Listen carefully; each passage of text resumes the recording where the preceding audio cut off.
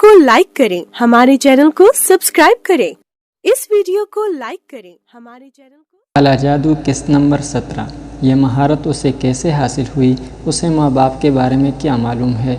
दिल में लाखों सवालात मचल उठे, मगर वो सो रहा था। अच्छा है, थोड़ी सी नींद ले ले।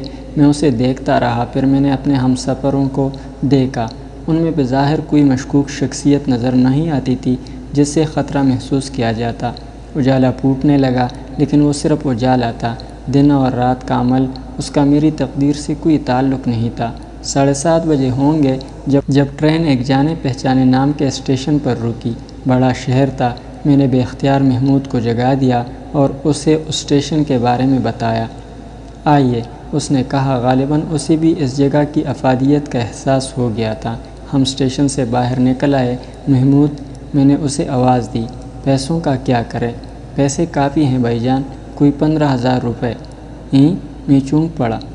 मजबूरी थी भाईजान, ये बंदोबस्त भी वहीं से हुआ।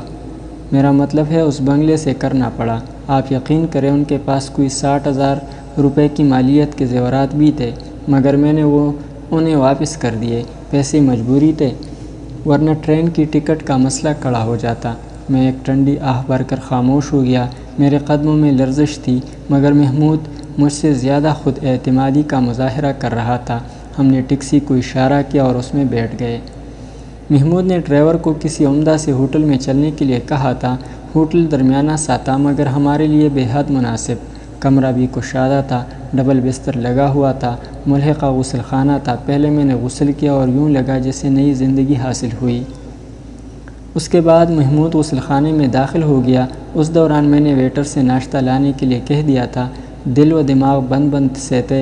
हर लम्हा ये एहसास हो रहा था कि हमें सिर्फ चंद लम्हात की मोहलत मिली है।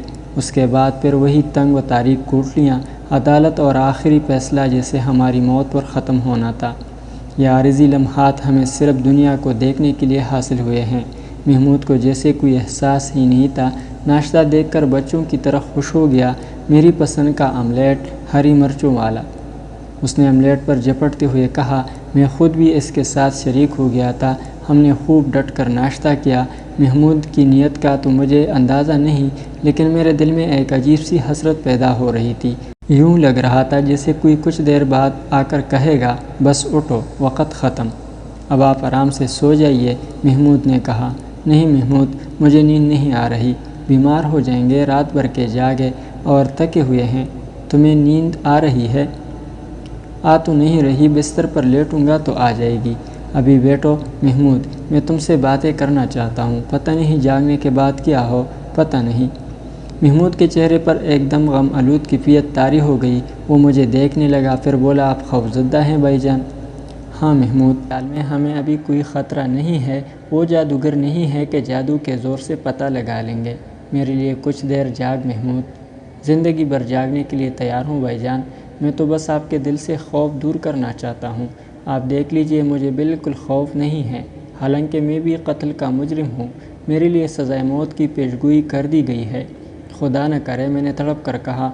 महमूद ने एक एक प्याली चाय और बनाई और फिर बोला, आइए बात करें। मुझे तमाम सूरत हाल बताओ। ठीक है, उस वक़्त से शुरू करता हूँ जब आप गिरफ़्तार हो गए थे। सब परेशान थे। मैंने पढ़ना छोड़ दिया था। हमारी सिर्फ़ एक आरज़ू थी कि आपकी ज़िंदगी बच जाए। अबू का फ़ैसला था कि अपने तन के कपड़े तक फ़रोख्त कर दें आपकी ज़िंदगी बचाने के लिए। पास पड़ोस के लोग हमसे नफ़रत करने लगे थे। वो हम पर आपका नाम लेकर आवाज़ें कसते थे, लेकिन फ़ैसला कर लिया गया कि कान बंद कर लिए जाएं। हम पर बुरा वक़्त है, उसके टलने का इंतज़ार किया जाए। चुनांचे हम खामोश रहे। फिर वो मनहूस वक़्त आ गया जब महमूद खामोश हो गया। हम मुरझा गए थे, हम ज़िंदगी से दूर चले गए थे। मैं उन लम्हात के बारे में इससे ज़्यादा आपको कुछ नहीं बता सकता। आपकी जुदाई का वक़्त आ गया। हम आपकी लाश लेने पहुँचे, मगर हमसे कहा गया कि लाश अभी नहीं ली जा सकती। खासी भाग दौड़ की हमने, मगर वहाँ कुछ अजीब अंदाज़ था। मामू रियाज़ ने तो उसी वक़्त कहा था कि कुछ हो गया है, कोई ऐसी अनहोनी हुई है जिसको कोई नाम नहीं दिया जा सकता। अम्मी तो सजदे में चली गई थी। रात को 3 बजे तस्दीक हो गई। पुलिस ने चारों तरफ से हमारे घर का मुहासरा कर लिया। تب بڑے بڑے پولیس آفیسر اندر داخل ہوئے، چپے چپے کی تلاشی لی گئی۔ بہت منت سماجت کرنے پر ایک بڑے آفیسر نے بتایا کہ آپ کو پھانسی نہیں دی جا سکی، عین وقت پر آپ فرار ہونے میں کامیاب ہو گئے۔ ہم لوگ ایک بار پھر زندہ ہو گئے تھے، مگر اب نئی مصیبت کا آغاز ہو گیا تھا۔ پولیس ہمارے ملنے جلنے کی بھی نگرانی کرتی تھی، کوئی کہیں جاتا اس کا پیچھا کیا جاتا۔ تقریباً 1 درجن چھاپے پڑے ہمارے گھر۔ آپ کو شکور خان یاد ہے؟ ہاں۔ وہ دکاندار لطیف کا بیٹا؟ ہاں مجھے یاد ہے۔ غنڈہ سمجھتا تھا اپنے آپ کو، اکثر آواز کستا رہتا تھا۔ اس دن ماموں ریاض بازار گئے تھے، اس نے ماموں ریاض پر آواز کسی تو وہ رک گئے۔ انہوں نے نرمی ہی سے کہا تھا کہ بھائی کسی پر برا وقت آئے تو اس کا مذاق نہیں اڑانا چاہیے۔ لطیف خان بھی بول پڑا۔ نہ جانے کیا کہا ماموں سے، وہ گھر واپس آئے، ہاکی لے کر گئے اور لطیف خان کا سر کھول دیا۔ میں ماموں کے پیچھے دوڑا تھا۔ لطیف خان تو زخمی ہو گیا مگر شکور نے ماموں پر حملہ کر دیا۔ پاس ہی سبزی فروش کھڑا تھا، میں نے اس کے ٹیلے سے چھری اٹھائی اور شکور کے سینے میں اتار دی۔ بھگدڑ مچ گئی۔ مجھے اندازہ ہو گیا تھا کہ صورتحال بگڑ گئی ہے۔ میں نے ماموں کے کان میں کہا، ماموں میں ڈاک بنگلے میں ملوں گا، موقع ملے تو مجھے صورتحال بتائیے۔ اور اس کے بعد میں وہاں سے نکل لیا۔ 5 دن میں ڈاک بنگلے میں چھپا رہا۔ چھٹی رات کو ماموں آ گئے، بڑی احتیاط سے آئے تھے اور کچھ خاص انتظامات کر کے آئے تھے۔ شکور مر گیا تھا، ماموں گرفتار ہو گئے تھے مگر ان کی ضمانت ہو گئی تھی۔ پولیس میری تلاش میں تھی۔ ماموں نے کہا ہم گھر چھوڑ رہے ہیں، پہلے ناظم پور جائیں گے، اس کے بعد کہیں اور جانے کا فیصلہ کریں گے۔ 1 مہینے کے بعد میں ناظم پور میں شفیق خالو کے ہاں ان سے مل لوں اور اس وقت بس نکل جاؤں۔ وہ میرے پیسوں وغیرہ کا انتظام کر کے آئے تھے، چند جوڑے کپڑے بھی لائے تھے۔ چنانچہ میں نے ان کی ہدایت پر عمل کیا اور بس میں بیٹھ کر وہاں سے چل پڑا۔ بس فرید پور جا رہی تھی مگر میں جیسے ہی فرید پور اترا، پولیس میرے پیچھے لگ گئی۔ شاید فرید پور اطلاع دی گئی تھی اور میری تصویریں بھی بھیج دی گئی تھی۔ کو چکمہ دے کر میں وہاں سے بھاگا اور ریلوے اسٹیشن پہنچ کر ریل میں بیٹھ گیا۔ ریل میں مجھے چاند خان مل گئے۔ کون چاند خان؟ کوئی شناسا نہیں تھے، وہیں شناسائی ہوئی۔ بہت اچھے انسان تھے، پورا گروہ تھا ان کا۔ گروہ تھا؟ انہیں مجھ پر شبہ ہو گیا مگر میں نے انہیں ایک جھوٹی کہانی سنا دی۔ وہ مجھے اپنے ساتھ لے گئے اور اپنے اڈے پر میرا قیام کا بندوبست کر دیا۔ اس محبت سے پیش آئے وہ میرے ساتھ کہ پھر میں ان سے جھوٹ نہ بول سکا اور میں نے انہیں پوری کہانی سنا دی۔ وہ پولیس اسٹیشن گئے، وہاں میری تصویر موجود تھی۔ چاند خان نے مجھے وہاں سے ہٹا کر ایک خفیہ جگہ رکھا اور پھر وہ میری تربیت کرنے لگے۔ تربیت؟ میں نے پھر درمیان میں دخل دیا۔ ہاں، انہوں نے مجھے چاقو چلانا سکھایا، جیب تراشی سکھائی، پستول اور رائفل کا استعمال اور نشانہ بازی۔ زندگی بچانے کے سارے گر سکھائے انہوں نے مجھے، تاکہ کہیں پھنس جاؤں تو اپنا بچاؤ کر سکوں۔ اس دوران وہ میرے لیے کچھ اور بندوبست بھی کر رہے تھے۔ کسی خاص جہاز کے کپتان سے ان کی دوستی تھی، وہ اس کا انتظار کر رہے تھے اور ان کا ارادہ تھا کہ مجھے جہاز سے نکال دیں۔ سنا ہے بحری جہازوں پر خفیہ نوکریاں بھی مل جاتی ہیں۔ مجھے چاند خان کے ساتھ کئی ماہ گزر گئے تھے۔ وعدے کے مطابق ناظم پور بھی نہیں جا سکتا تھا، ان لوگوں کا خیال ستاتا تھا اور پھر میں نے چاند خان سے اجازت لے ہی لی۔ کیسی اجازت؟ میں نے پوچھا۔ ناظم پور جانے کی۔ اس سے پہلے بھی میں نے کئی بار ان سے کہا تھا لیکن انہوں نے کہا تھا کہ حالات سازگار نہیں ہیں، ابھی جانا بہتر نہیں رہے گا۔ وہ لوگ ابھی ناظم پور نہ بھی گئے تو جہاں جائیں گے وہاں کے بارے میں بتا جائیں گے، چنانچہ میں جلد بازی نہ کروں۔ پولیس سرگرم ہے۔ بالآخر چاند خان نے اجازت دے دی اور اپنا ایک آدمی میرے ساتھ کر دیا۔ ہم چپتے چپاتے ناظم پور پہنچ گئے۔ میں نے شفیق خالو کے مکان کے دروازے میں قدم رکھا ہی تھا کہ شفیق خالو نظر آئے، مجھے دیکھ کر آتش فشاں کی طرح پٹ پڑے۔ آؤ دیکھا نہ تھاؤ، میرا گریبان پکڑ لیا۔ بدماش، آوارہ، خونی، تجھے میرے گھر میں داخل ہونے کی جرأت کیسے ہوئی؟ آپ کو معلوم ہے بھائی جان، میں نے ہمیشہ خالو کی عزت کی، وہ بھی مجھ سے اچھی طرح پیش آتے رہے تھے۔ میں نے حیران رہ گیا۔ فوراً نکل جا یہاں سے ورنہ پولیس کو بلا لوں گا، خالو جان بولے۔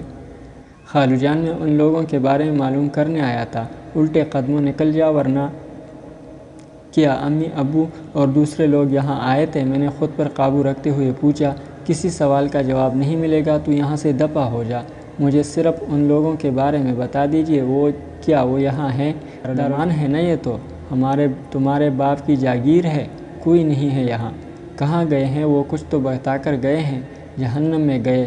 چلو نکلو یہاں سے۔ خالو مجھے دھکے دینے لگے۔ سر گھوما تھا بھائی جان، لیکن خود پر قابو رکھا۔